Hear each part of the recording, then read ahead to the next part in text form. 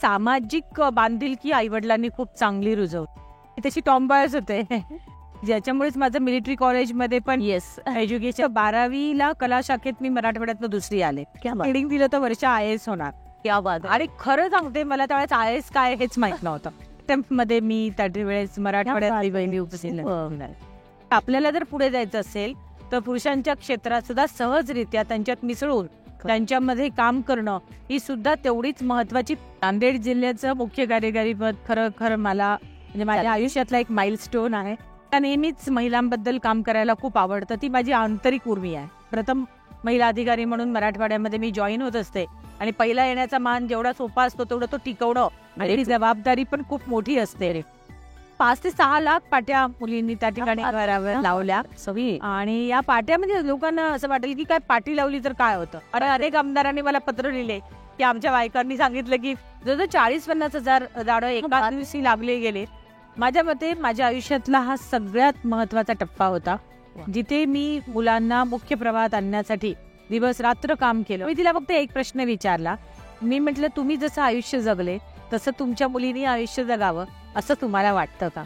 आणि दुसऱ्या दिवशी महिला अधिकारी म्हणून एक थोडंसं एक असतं की तुम्हाला सगळ्या गोष्टी प्रूव्ह कराव्या लागतात. कुटुंब आणि करिअर या दोघांची तारेवरची कसरत सांभाळताना खरोखर सगळ्यात मोठं आव्हान. पहिली महिला जिल्हाधिकारी म्हणून लोक माझ्याकडे त्या नजरेतून बघतायत आणि त्या भूमिकेतून मला त्या ठिकाणी काम करायचं आहे. आणि अनेकांना वाटतं की महिला एक जिल्हा कसा सांभाळणार आता ही सुरुवातीला असं कशा पद्धतीने. त्यामुळे तुम्ही बऱ्याचदा सर्व्हिलन्स खाली पण असतात आणि बऱ्याचदा सगळ्यांचे लक्ष असतं. पण स्त्रिया जोपर्यंत पॉलिसी मेकिंग मध्ये येणार नाहीत, जी निर्णय क्षमता त्यांच्यामध्ये वाढणार नाही, तोपर्यंत खऱ्या अर्थाने त्या जस्टिस आणि त्या यशाच्या मानकरी होणार नाहीत. आणि म्हणून ही एक चळवळ केली आणि महिला याच्यामध्ये पुढे येतात. आणि तर कधी कधी पुरुष माझे कलिग ऑफिसर म्हणतात की आम्हाला आता भीती वाटते की सगळेच कायदे स्त्रियांच्या बाजूने आहेत.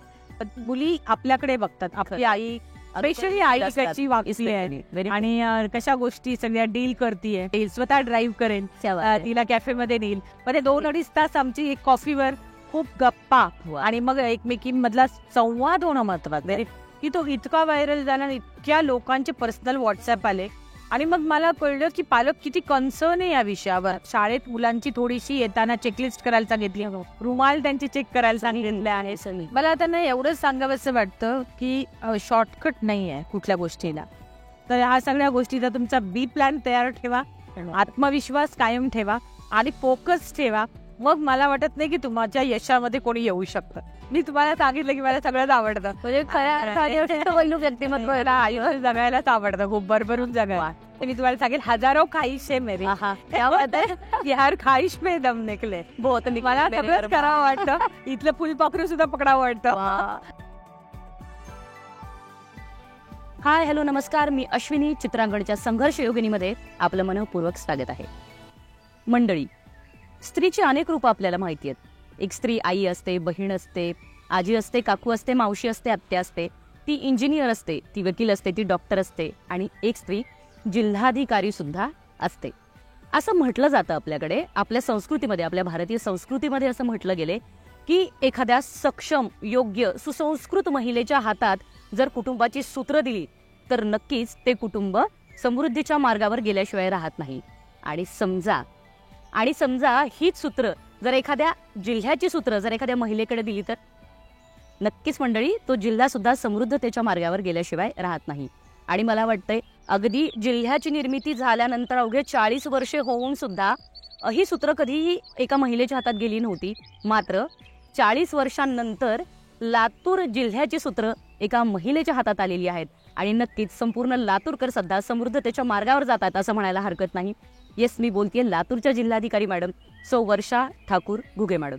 मॅडम, चित्रांगणच्या संघर्ष योगिनीमध्ये आपलं मनःपूर्वक स्वागत आहे. नमस्कार. असो मॅडम, खरं तर तुमचे बाबा प्रशासनामध्ये होते आणि तुमच्या आई मला वाटतं शिक्षण क्षेत्रात काम करत होत्या. तर एकूणच तुमच्या जडणघडणीमध्ये त्यांचा रोल किंवा त्यांची भूमिका काय होती, जरा त्याबद्दल ऐकायला आवडेल. मला तर वाटतं त्यांची भूमिका म्हणजे सिंहाचा वाटा आहे.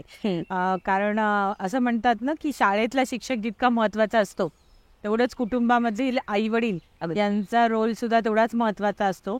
आणि मी अत्यंत नशीबवान आहे की मी एका मध्यमवर्गीय कुटुंबामध्ये, माझे वडील डेप्युटी CEO म्हणून रिटायर्ड झाले, आई सुद्धा नर्सिंग कॉलेजची प्राचार्य होती आणि या सगळ्याच्यात आम्ही तिघी बहिणी आणि एक भाऊ असं आमचं कुटुंब. आणि या कुटुंबामध्ये मुलगा मुलगी भेदभाव नाही असं त्या म्हणजे याच्यामध्ये पण त्यांनी नेहमी आमच्या जे गुण आहेत विशेषतः म्हणजे दोघांनी पण आई आणि वडिलांनी आम्हाला नेहमी प्रेरणा दिली. आणि ज्याच्यामुळेच माझं मिलिटरी कॉलेजमध्ये पण एज्युकेशन झालं. म्हणजे मराठवाड्यामध्ये राहून सुद्धा मला त्यावेळेस अनेक अशा गोष्टी जसं इंग्रजीची स्पेशल ट्युशन लावणं किंवा तिला जे आवडेल ते करू देणं, कारण मी तशी टॉम्बॉयच होते. आणि या सगळ्या याच्यामध्ये मला आई वडिलांचा मुख्य म्हणजे संस्कार आणि शिस्तीचे धडे. खूप शिस्त होती माझ्या घरात, कडक शिस्त आईची. आणि या सगळ्या याच्यात कडक शिस्तीचं वातावरण, थोडंसं धार्मिकही वातावरण, पण त्याच्यामध्ये काळाच्या याच्यामध्ये ज्या गोष्टी आहेत त्याला सगळ्या अनुसरून ज्या गोष्टी आवश्यक आहेत तिथे स्वातंत्र्य देणं, अशा सगळ्या गोष्टीचं इतकं छान मिश्रण होतं. त्यामुळे आधुनिकता आणि परंपरा असं दोन्ही याच्यातनं आमची म्हणजे डेव्हलपमेंट झाली. आणि म्हणून माझी बहीणही मोठी डॉक्टर आहे रत्नागिरीला, दुसरी प्राध्यापक PhD आहे, मी आहे, आणि भाऊ म्हणजे असे सगळेच जण आम्ही छान म्हणजे एकूण तुमच्या आई वडिलांना सुवर्ण मध्ये साधता आला असं म्हणून. आणि सामाजिक बांधिलकी आई वडिलांनी खूप चांगली रुजवली. म्हणजे लहानपणापासून आमच्या घरामध्ये कुठलीही गोष्ट याला सामाजिक कार्य किंवा सामाजिक बांधिलकी याची नेहमीच जोड दिली होती. तर मला अनेकदा आठवतं की मी जर कुठला ऍक्सिडेंट झाला एखाद्या मुलीचा किंवा ती सायकलवरनं पडली आणि मी पुढे गेले तर माझ्या आईने मला खूप रागवलंय की तुम्ही पुढे जाऊच कशी शकतात, संवेदनशीलता नाही का तुझ्यामध्ये. तर अशा म्हणजे आणि इव्हन ती मेडिकल प्रोफेशनची होती. तर कॉलनीमध्ये कोणालाही काही ताप आला किंवा छोट्या गोष्टी असल्या तर आमच्या घरी सगळ्या लेबल लागलेल्या गोळ्या असायच्या आणि ते देण्याचं काम सुद्धा आमच्यावर आई नसली तर असायचं. ते अगदी छोट्या छोट्या गोष्टी आहेत की आई वडिलांनी अगदी नुसतं कुटुंबामध्येच नाही तर एक मुलगी म्हणून नाही पण एक व्यक्ती आणि माणूस की आमच्यामध्ये तशी घडेल यासाठी जाणीवपूर्वक प्रयत्न केले, हे मला आवर्जून सांगा असं वाटतं. मॅडम, खरं तर तुमच्या शैक्षणिक एकूण वाटचालीबद्दल सुद्धा ऐकायला आवडेल, कारण तुम्ही भोसला मिलिटरी स्कूलच्या विद्यार्थिनी आहात. कारण तिथून शिकून बाहेर पडलेल्या महिला मुली अत्यंत खमक्या असतात खऱ्या आयुष्यात सुद्धा. सो या खमकेपणाचा अनुभव लातूरकरही घेत आहेत असं म्हणायला हरकत नाही. तर थोडंसं शैक्षणिक प्रवासाबद्दल ऐकायला आवडेल. म्हणजे मी मुळात मराठवाड्यातली आणि आताच छत्रपती संभाजीनगर पण म्हणजे मूळ औरंगाबाद त्यावेळेस. आणि माझं शिक्षण म्हणजे 10वी पर्यंत सरस्वती भुवन प्रशाला आणि तिथं पण मग 10वी नंतर मी कला शाखा जाणीवपूर्वक घेतली. त्यावेळेस कला शाखा कोणीच घेत नव्हतं, मेडिकल आणि इंजिनिअरिंगचं सगळं क्षेत्र असायचं. खरं पण त्याही वेळेस माझ्या आई वडिलांनी काही मला अडवलं नाही की त्या कुठलं पण क्षेत्र घ्यायला. आणि मग कला शाखेत गेल्यानंतर मात्र मला असं वाटतं की माझा टर्निंग पॉइंट होता 10वी नंतरचा तो. आणि मग 12वी नंतर जसं आपण सांगितलं भोसला मिलिटरी कॉलेजला मी गेले. तिथे डिफेन्स स्टडीज होतं, फायरिंग, स्विमिंग, त्याच्यानंतर सगळ्याच बाकीचे पण इंटरनॅशनल रिलेशन्स वगैरे. एक परेड असायची, junior under officer, senior under officer. तिथे मात्र खऱ्या अर्थाने मुंबई दिल्लीकडचे मुलं असायचे. मग मला पण कळलं की आपण कुठे मागे आहोत, कुठे अजून प्रवास आहे. आणि मुली अगदी बोटावर मोजण्यासारख्या होत्या. तर त्या वेळेस मला लक्षात आलं की नुसतं मुलगी किंवा स्त्रीत्व असं हे उपयोगी नाही, तर आपल्याला जर पुढे जायचं असेल तर पुरुषांच्या क्षेत्रात सुद्धा सहजरित्या त्यांच्यात मिसळून त्यांच्यामध्ये काम करणं ही सुद्धा तेवढीच महत्वाची बाब आहे. आणि मला वाटतं तिथं थोडंसं माझा प्रवास जास्तरित्या सक्षम झाला. आणि मग त्यानंतर पुन्हा मी शहरात आले, म्हणजे त्यावेळेस औरंगाबाद आणि आत्ताचं छत्रपती संभाजीनगरमध्ये. आणि मग त्यानंतर माझं स्पर्धात्मक परीक्षेची तयारी सुरू केली.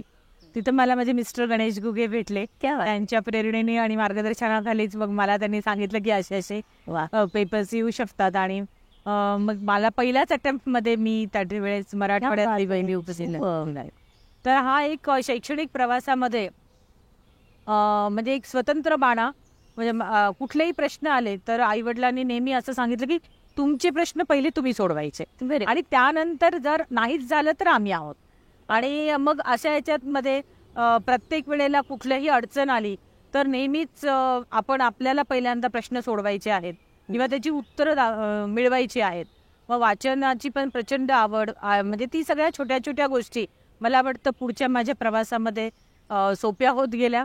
आणि शिक्षणासोबतच वक्तृत्व स्पर्धा असेल, स्पोर्ट्स असेल, बॅडमिंटन असेल, या सगळ्याच गोष्टींमध्ये सुद्धा मी नेहमीच म्हणजे ऑलराऊंडर डेव्हलपमेंट म्हणजे नको पहिला किंवा दुसरं येण्याच्या पेक्षा आई वडिलांचा असा आग्रह असायचा की ऑलराऊंड पर्सनॅलिटी जी कशी होईल आणि ती मला वाटतं नॅचरली पण होत गेली. बऱ्याचदा मी काही ठरवलं नव्हतं की असंच करायचं, कारण त्यावेळेस रशियन महोत्सव झाला आणि मी रशियन सर्टिफिकेट कोर्स पण केला 11वीला असताना. तर अशा सहज गोष्टी, जिज्ञासा, क्युरिओसिटी आणि कुठलंही चांगलं शिकण्याची वृत्ती, तर मला वाटतं एक थोडंसं तो एक व्यक्तिमत्वाला मला फार मदत झाली पुढे त्यावेळेस. मला वाटतं तुमचं अष्टपैलू व्यक्तिमत्व घडण्यामागे खरंच आईबाबांचा खरंच खूप मोठा, म्हणजे सिंहाचा सुद्धा म्हणायला कमी वाटेल इतका मोठा हात त्यांचा असं म्हणायला हरकत नाही. मॅडम, खरं तर एक प्रशासकीय अधिकारी म्हणून तुमचा आज प्रचंड मोठा नावलौकिक आहे, पण कलेक्टर व्हायचं हे नेमकं कधी ठरवलं होतं तुम्ही? ते म्हणजे खरोखर 12वीला कला शाखेत मी मराठवाड्यातनं दुसरी आले. क्या बात. आणि त्यावेळेसच्या वर्तमानपत्रामध्ये धनंजय लांबेंनी, आता जे बुडारीचे संपादक असले, तर आमच्या कॉलनीत असायचे, त्यांनी माझा इंटरव्ह्यू घेतला होता आणि त्याच्यात त्यांनी हेडिंग दिलं होतं वर्षा IAS होणार. क्या बात. आणि खरं सांगते, मला त्यावेळेस IAS काय हेच माहित नव्हतं, पण मला असं वाटलं की काहीतरी खूप मोठं आहे, महत्वाचं आहे, ज्या अर्थी आलेलं आहे. आणि मग भोसला मिलिटरी कॉलेजमध्ये असताना त्यावेळेच्या कमिशनरकडनं आमच्या कॉलेजमध्ये बोलवलं होतं आणि मला ट्रॉफी मिळाली बेस्ट कॅडेटची. आणि मग मी तो लाल दिवा आणि ते सगळं बघितलं आणि मग बाबा पण डेप्युटी CEO होते. कुठेतरी मला असं वाटतं की त्या लक्षात आलं की त्या भावना की असं ऑफिसर आपण काहीतरी वेगळं बनलं पाहिजे. नंतर मी लॉला ऍडमिशन घेतली आणि मग हा अभ्यास केला. आणि असं मग ते मला असं वाटतं की माझी जी लहानपणापासूनचं व्यक्तिमत्व होतं ते कुठेतरी या सगळ्याला, म्हणजे अनाहूत ज्या लिडरशिप क्वालिटीज होत्या मी मुलांमध्ये सगळ्याला, किंवा गणेश उत्सवात सुद्धा सहभाग घ्यायचा, तर मग मी एक मोठी पिशवी घेऊन जायची की मला इतके बक्षीस हवे. सगळे म्हणायचे की अरे तू पिशवी कशाला आणली, तर म्हणजे बक्षीस घेऊन जायला कॉन्फिडन्स लेवल असेल. आणि असा तो सगळा एकंदरीत प्रवास मला वाटतं तो म्हणजे खरंच काबिले तारीफ राहिला तुमचा प्रवास असं म्हणायला हरकत नाही. आणि मराठवाड्याची लेख म्हणून तर खूप असं प्राऊड फील होतं ह्या क्षणाला सुद्धा अक्षरशः. मॅडम, खरं तर तुम्ही आखून दिलेल्या काही नाविन्यपूर्ण उपक्रमांमुळे नांदेड जिल्ह्याची राज्यभर आणि अगदी देशपातळीवर सुद्धा ओळख निर्माण झाली. तर प्लीज थोडंसं त्या काही उपक्रमांबद्दल आम्हाला ऐकायला आवडेल. हो, नांदेड जिल्ह्याचं मुख्य कार्यकारी पद खरं मला म्हणजे माझ्या आयुष्यातला एक माइलस्टोन आहे. आणि मी त्या ठिकाणी कोरोनाच्या नंतर आणि त्याचप्रमाणे जिल्हा परिषदमध्ये पूर्ण लोकप्रतिनिधीची बॉडी, कारण ते मिनी मंत्रालय आणि त्यानंतर प्रशासक, असा दोन्ही सगळा संमिश्रण काळ मला त्या ठिकाणी होता आला. आणि मोठा जिल्हा आहे आणि लोकप्रतिनिधी प्लस माझी जिल्हा परिषदची संपूर्ण टीम, त्यावेळेसचे जिल्हाधिकारी, या सगळ्यांच्या साहाय्याने खूप चांगल्या रीतीने नवनवीन उपक्रम त्या ठिकाणी राबवता आले आणि खूप चांगलं सहकार्य मिळालं. त्याच्यातलं 1-2 सांगते मी की मला नेहमीच महिलांबद्दल काम करायला खूप आवडतं. ती माझी आंतरिक उर्मी आहे. क्या बात. आणि महिला कारण आपण म्हटलं तसं जे जिथेही जाते मी ते महिला अधिकारी प्रथम महिला अधिकारी म्हणून मराठवाड्यामध्ये मी जॉईन होत असते. आणि पहिला येण्याचा मान जेवढा सोपा असतो तेवढं तो टिकवणं, जबाबदारी पण खूप मोठी असते. तर तिथे महिला सक्षमीकरणासाठी अनेक पावलं उचलता आली. आणि त्यातलं एक म्हणजे मुलींसाठी आम्ही घरावर पाट्या नेमण्याचं, माझी मुलगी माझा अभिमान, हे ब्रीदवाक्य दिलं. त्यावेळेचे जिल्हाधिकारी आता नागपूरला VP रिटर्नकर, आणि आम्ही दोघांनी मिळून हा संकल्प त्या ठिकाणी राबवला. आणि तुम्हाला सांगते की ती चळवळ झाली. वा. आणि आशाताई असतील, अंगणवाडीताई असतील, शाळेतल्या मुली असतील, नंतर मग पेंट केलं, नेमप्लेट्स टाकल्या, जवळजवळ 5 ते 6 लाख पाट्या मुलींनी त्या ठिकाणी घरावर लावल्या. आणि या पाट्या म्हणजे लोकांना असं वाटेल की काय पाटी लावली तर काय होतं. पाटी लावल्याचा उद्देश असा होता, म्हणजे मी तुम्हाला सांगेल की PRC होती आणि तिथल्या आमदारांना आम्ही बुके दिला नाही तर पाटी दिली त्यांच्या पत्नीच्या नावाची, मुलीच्या नावाची. आणि अनेक आमदारांनी मला पत्र लिहिले की आमच्या बायकांनी सांगितलं की पहिल्यांदा आम्हाला कोणी रिकॉग्नाइज केलं, आणि त्यांनी फोटो लावून त्यांच्या घराला मला ती नेमप्लेट पाठवली.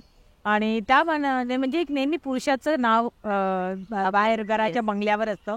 तर मला असं वाटतं की त्या पाठीतून एक असं झालं की सेल्फ रिकॉग्निशन, तुझी पण घरामध्ये तेवढंच अस्तित्व आहे, प्रतिष्ठा आहे आणि तू पण तेवढीच महत्वाची आहे, ही भावना त्या स्त्रियांमध्ये आणि त्यांना सहकार्य करणाऱ्या इतर कुटुंबातल्या मेंबरमध्ये होण्यासाठी एक मदत झाली. आणि या गोष्टींनी मग कॉन्व्हर्जन्स पण सुरू झाला. मग पुढचं आमचं होतं की घरकुलामध्ये तर शासन निर्णयच आहे की जॉईंट नेम टाकायचं. मग आम्ही प्रॉपर्टीमध्ये पण नाव टाकण्याची मोहीम सुरू केली.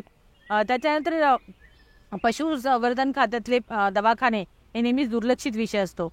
माणसं बोलू शकतात, जनावर बोलू शकत नाही. आम्ही पाण्यासाठी हौद त्या ठिकाणी केले.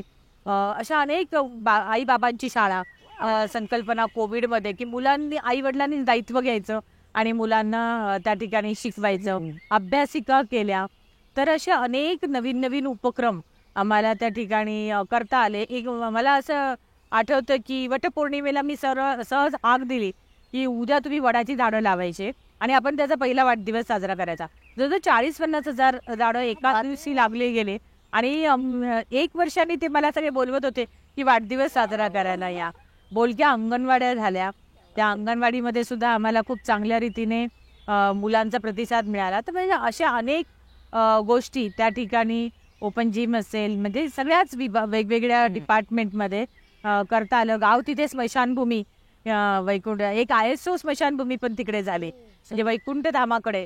अशा अनेक उपक्रम आहेत नाविन्यपूर्ण या ठिकाणी तिथे करण्यासाठी. योग आला, संधी मिळाली आणि सहकार्य मिळालं.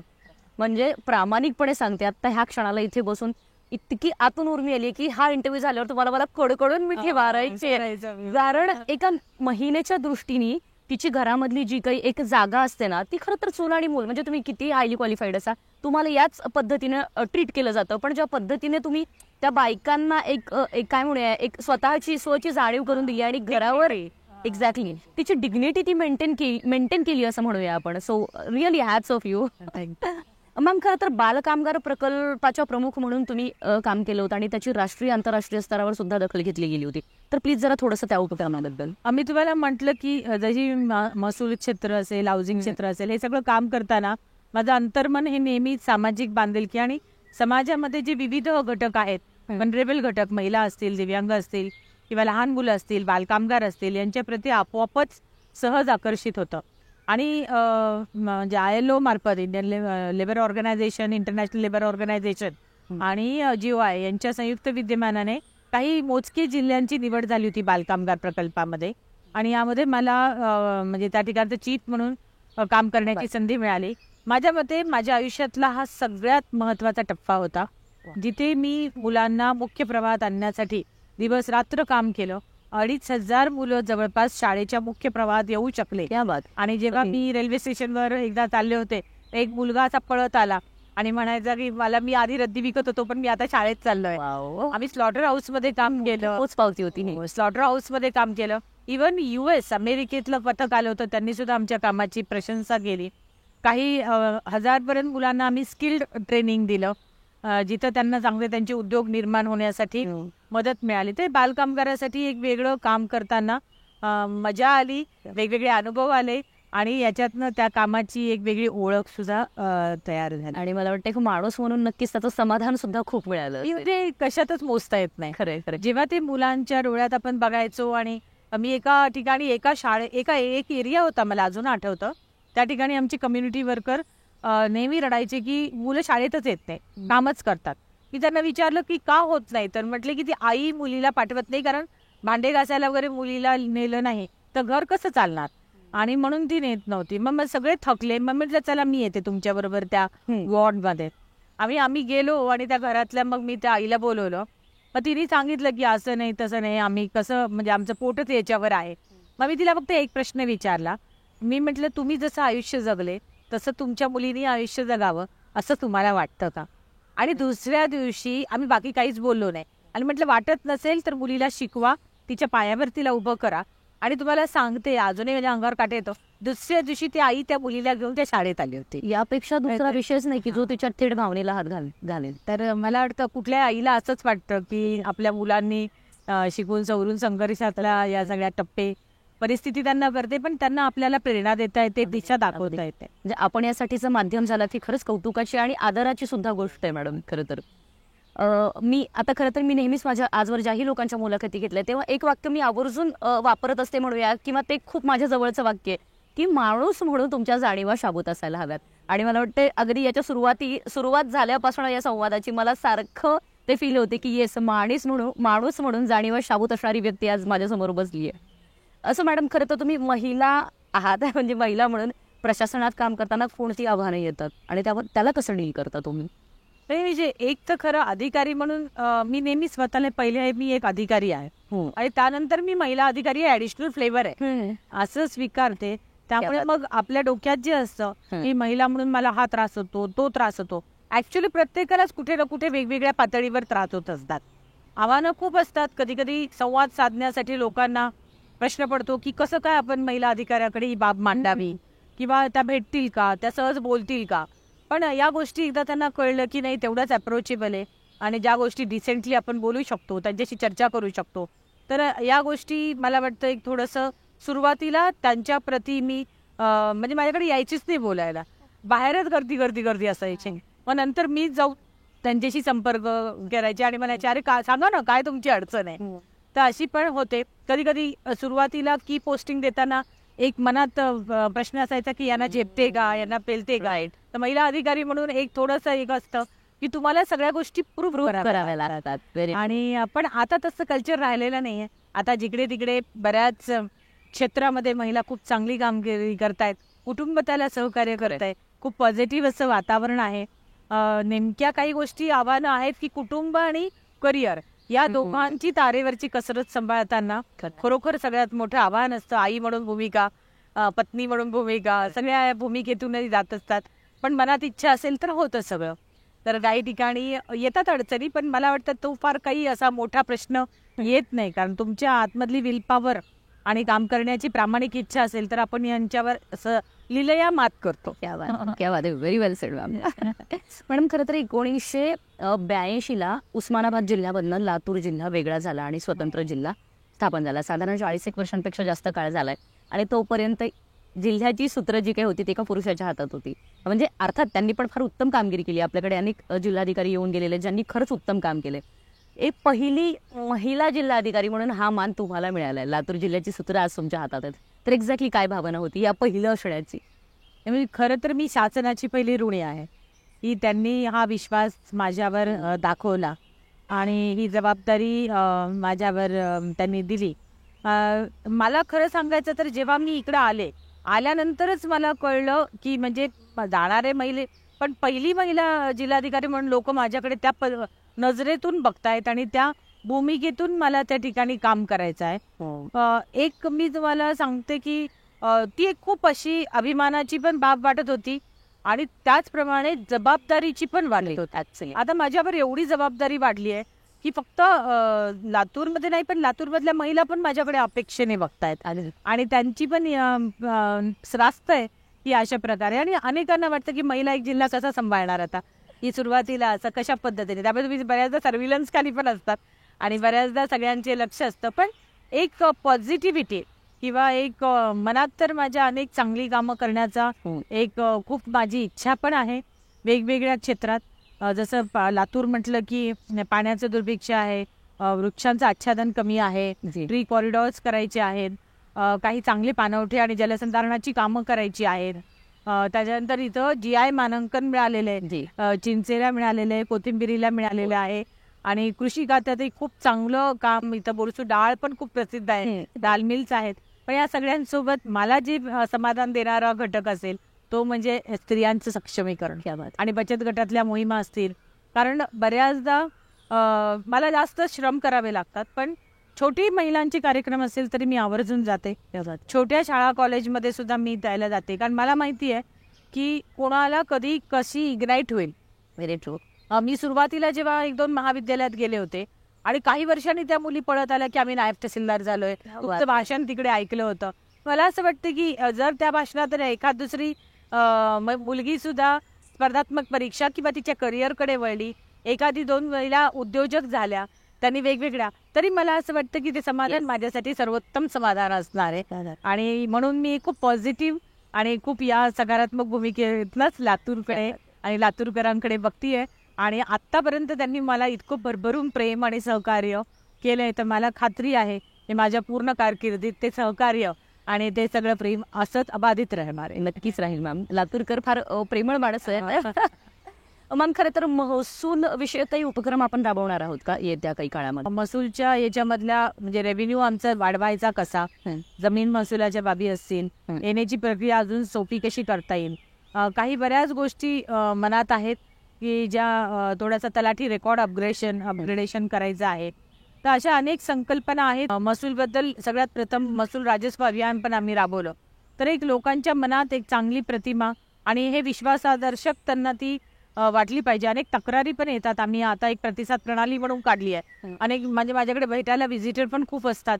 तर आम्ही आता म्हणजे जे जिल्हा स्तरावर मी सुरू केलेलं आहे ते तालुका स्तरावर सुद्धा आता आम्ही घेऊन जाणार आहोत.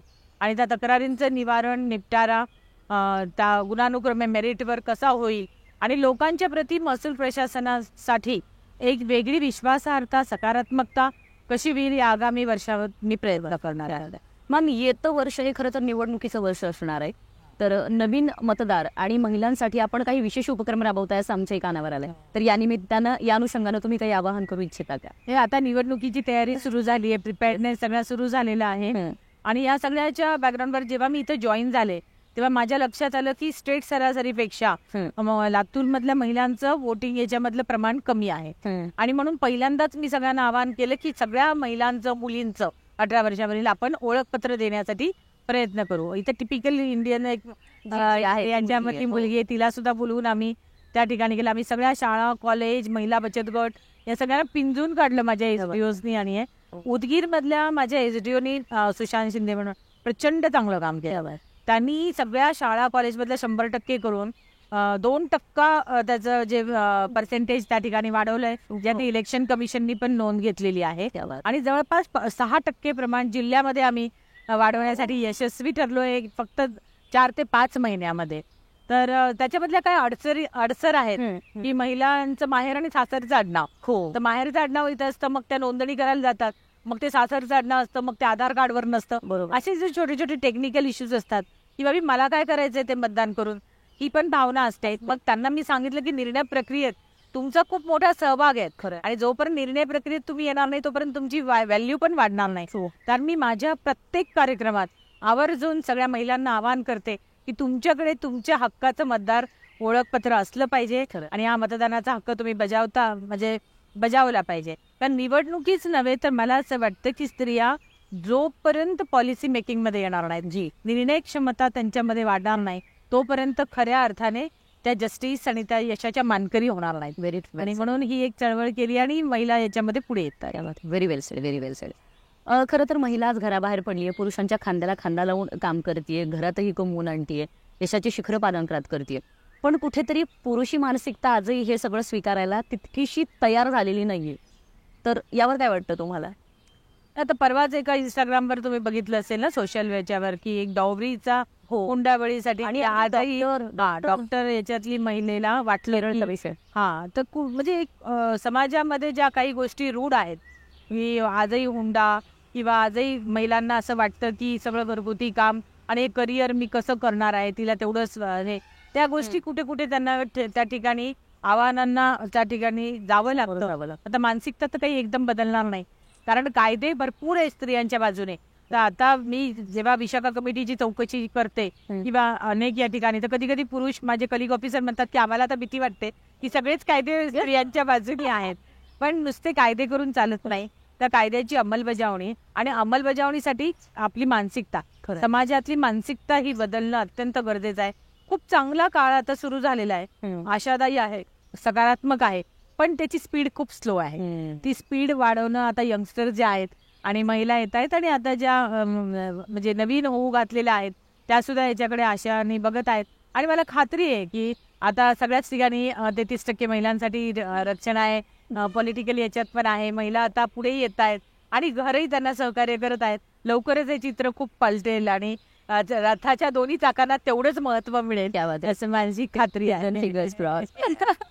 पण डोंट यू फील की upbringing matters a lot in this case? मला 100% वाटतं की आई वडिलांकडे बघूनच मूल जास्त शिकत असतं. मी सांगते की मला झोपताना पुस्तक वाचायची सवय, माझ्या दोन्ही मुलींना ती सवय लागते. कारण की मुली आपल्याकडे बघतात, आपली आई, स्पेशली आई कशी वागली आहे आणि कशा गोष्टी सगळ्या डील करतीये घरातलं. तर या सगळ्या वातावरणामध्ये लहानपणीच आईने जर सांगितलं की जसं मुलीला ताट, आपलं जेवण झाल्यावर ताट उचलायचं, तसं मुलांनी पण उचलायचंय. आणि बाहुली फक्त मुलीला देण्याची गरज नाही, तर तिला सुद्धा बंदूक देता येते. तर आता हे चित्र बदलत आलं. आता तर कित्येक बाबा हेच मुलींचे आवडते हे असतात, ते सगळं करतायत, अगदी आंघोळी घालण्यापासून सगळं वाटा आता उचलतायत. पण हे चित्र लवकर बदलेल आणि बदलतंय. आणि चांगल्या रीतीने बदलतंय. तर अपब्रिंगिंग मॅटर्स लॉट. अपब्रिंगिंगच याचं सगळ्याचं एक्झॅक्टली.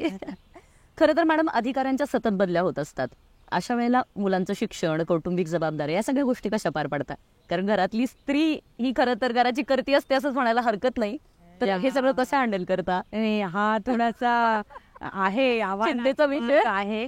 पण माझ्या ह्याच्यामध्ये म्हणजे आता माझा म्हणजे मिस्टर म्हणजे माझा मित्रच आहे आणि याच्यामध्ये त्याचं खूप सहकार्य आहे मला आणि खंबीर असं सहकार्य. तिथून भावाचं पण खूप सहकार्य आहे, आई वडिलांचं पण सहकार्य आहे.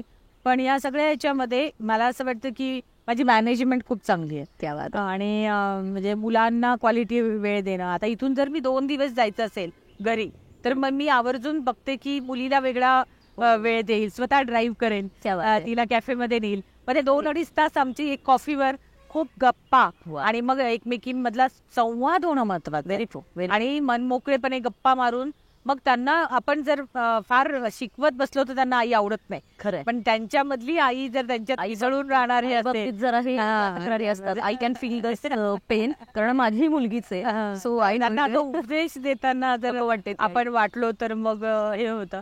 तर तो क्वालिटी टाइम म्हणजे नवऱ्याला नवऱ्याचा क्वालिटी टाइम, सासू सासऱ्यांना सासू सासऱ्यांचा आणि गेस्ट आले तर गेस्ट याचं थोडंसं समीकरण जर जमलं खरं. आणि माझ्या घरातल्या ज्या स्टाफ आहे बायका त्या माझ्या लाईफलाईन आहेत, त्यांना खूप छान ट्रेन केलेलं आहे. पण त्या स्वतः पण त्या मन लावून करतात.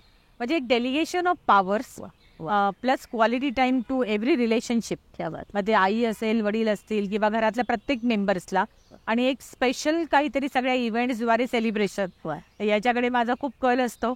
आणि त्यामुळे मग ती पोकळी दररोजची पोकळी तर भरून येत नाही, कारण बऱ्याचदा मुलीला शाळेतून आल्यावर वाटतं की आईची गप्पा मारावी आणि माझ्यासमोर मीटिंगचा लोक असतात आणि मी तिला म्हणते I will call you back. आणि कधी कधी मग पण मात्र जेव्हा जातो आणि त्या दोघी पण अत्यंत गुणमजदार, मॅच्युअर्ड आणि मला खूप सहकार्य करणारं आणि त्यांचं, त्यामुळे आमची केमिस्ट्री खूप चांगली आहे. आणि मग आम्ही जेव्हा सुट्ट्या वगैरे घेतो तेव्हा ती एकमेकांशी जी इंटरॅक्शन आहे किंवा हे आहे ते सगळे ते छानपैकी एक फॅमिलीचं एकमेकांना करत सपोर्ट करत छान. खरं तर माझा पुढचा प्रश्न हाच होता की थोडंसं कुटुंबाबद्दल सांगा, ते ऐकायला आवडेल. नाही म्हणजे आता माझ्या पोस्टिंग इकडे आहे तर बऱ्याचदा विकेंडला गणेश इकडे येतो आणि तो काळजी करतो की हिला जास्त प्रवास पडू नये म्हणून मग तो येतो. कधी माझी मिटिंग असेल तर मी जाते.